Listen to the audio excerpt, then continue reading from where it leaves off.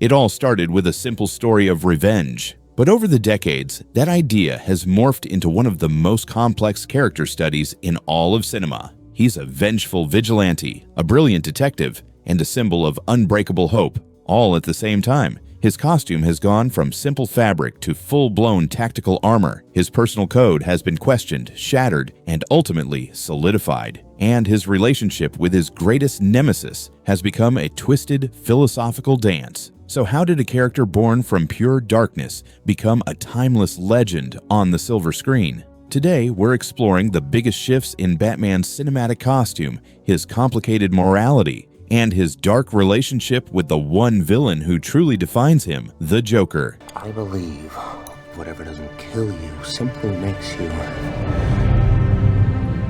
stranger. When Batman first hit the silver screen in a 1943 serial, he was a whole different kind of animal. Portrayed by Lewis Wilson, this was a grim government agent ripped straight from the dramatic flair of World War II propaganda. His motivation was patriotic, to stop a Japanese saboteur named Dr. Daka. This early Batman was ruthless, and due to the low budget, his methods were straightforward and brutal. His look was also just a rough draft of the icon he'd become. The fursuit was an ill-fitting gray fabric. The cape would often get in the way during fights, and the cowl had floppy, sideways pointing ears that looked more like horns. In place of a Batmobile, he simply drove a black Cadillac. Despite its clunky execution, this serial introduced the entrance to the Batcave through a grandfather clock, an element that would become a staple of the mythos. Emergency, Batman speaking. Warning all of you to brace yourselves for big news. Holy superlatives, Batman! It's really exciting. Soon, very soon, Batman and I will be batapulting right out of your TV sets and onto your theater screens. The grim wartime agent was soon replaced by a campy pop art adventurer. The 1966 film, Batman the Movie, was a direct spin-off of the hit TV series starring Adam West. This Batman was basically a deputized agent of the law fighting villains in broad daylight. His costume reflected this, becoming a friendlier blue and gray. The tone was tongue-in-cheek, with Batman using gadgets like bat shark repellent. The Joker, played by Cesar Romero, was toned down from a homicidal maniac to a mischievous prankster, a goofy foil for a hero who was now more of a celebrity than a creature of the night. Oh, I love purple. Excuse me. Have you ever danced with the devil in the pale moonlight? By the late 1980s, audiences were ready for a change. Director Tim Burton's 1989 blockbuster, Batman, redefined the character for a new generation. Michael Keaton's portrayal brought Batman back to his darker, more serious roots. The film presented a brooding, obsessive, and psychologically fascinating anti-hero. The colorful suit was gone, replaced with an all-black armored costume that would influence every cinematic version to come. Burton's Gotham City was a gothic dystopian metropolis that felt as haunted as its hero. This era also saw his greatest enemy evolve. You can call me Joker.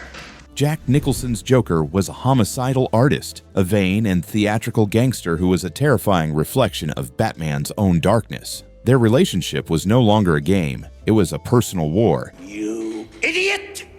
You made me. With the film controversially revealing that a younger version of the Joker was responsible for the murder of Bruce Wayne's parents. Would you like to see what our old friend Bruce Wayne has in his head?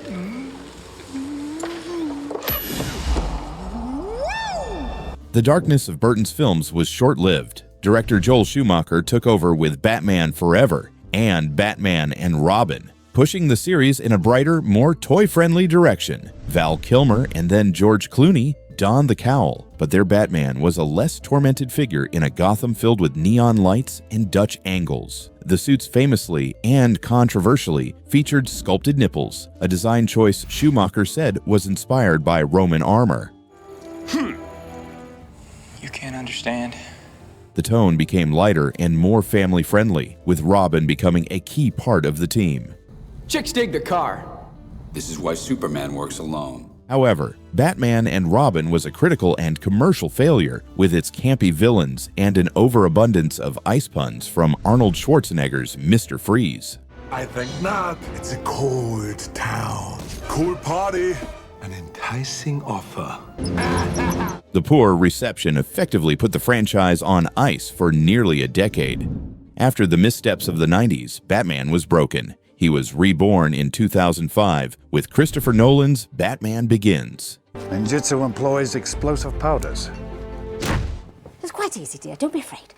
I'm Batman. This was a grounded, realistic reboot that explored Bruce Wayne's psychology in detail. Christian Bale's Batman was a man pushed to the edge who turns his own fear into a symbol to save his corrupt city. His suit evolved from a simple prototype to functional military-grade tactical armor, reflecting a hero built for a real-world war on crime. This era cemented Batman's strict no-kill rule as the absolute core of his character. Wait, what was that?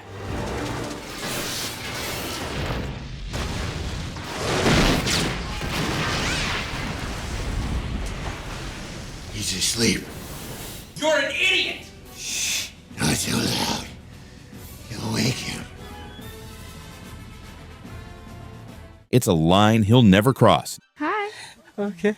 Not because he doesn't feel the urge to, but because he's terrified that if he starts, he'll never be able to stop. This internal war is what makes him so compelling. The defining moment of this era came with Heath Ledger's Joker in The Dark Knight. It's gone. This Joker was an agent of chaos with no origin and no clear motive other than to prove that anyone, even a good man, can be broken. Their relationship was no longer about revenge. It was a philosophical war for Gotham's soul. The death of Rachel Dawes became this Batman's greatest failure, a source of overwhelming guilt that haunted him and pushed him into years of isolation. So after all that, where does that leave Batman today? The modern era has explored a more fractured and often more brutal hero. Zack Snyder's version, played by Ben Affleck, was an older, jaded Batman, physically imposing and broken by decades of crime fighting. This Batman, traumatized by the loss of his Robin, was willing to break his no-kill rule, using extreme violence and even guns to fight his enemies. His suit was bulky, and his gadgets were designed to take on godlike beings like Superman. What are your superpowers again? I'm rich.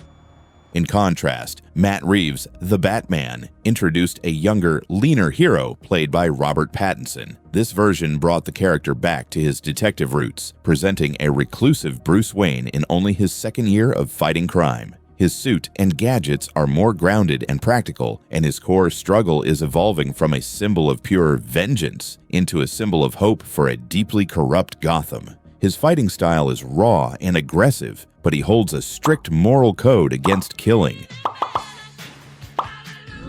From a wartime government agent to a campy pop culture hero, to a gothic anti-hero, and finally, to a complex symbol of hope and rage, Batman's cinematic journey is one of constant reinvention. He has changed with the times, reflecting the directorial visions and audience anxieties of each generation, but his core has always stayed the same. A powerful testament to the idea that even from the deepest tragedy, something heroic can rise. The suit has changed, the villains have gotten scarier, and the boy who lost his parents in Crime Alley has been pushed to his absolute limit on screen again and again. But through it all, he endures. This isn't just the story of a comic book character. It's the story of how a simple idea of vengeance can grow into an enduring cinematic legend of resilience, justice, and ultimately hope. What's your favorite version of Batman on film? The campy Adam West, the gothic Michael Keaton, the realistic Christian Bale, or the brutal Ben Affleck? Let us know in the comments below. Thank you. Thank you so much. And tell us which change to the character you think is the most important. Thanks for watching. See you soon.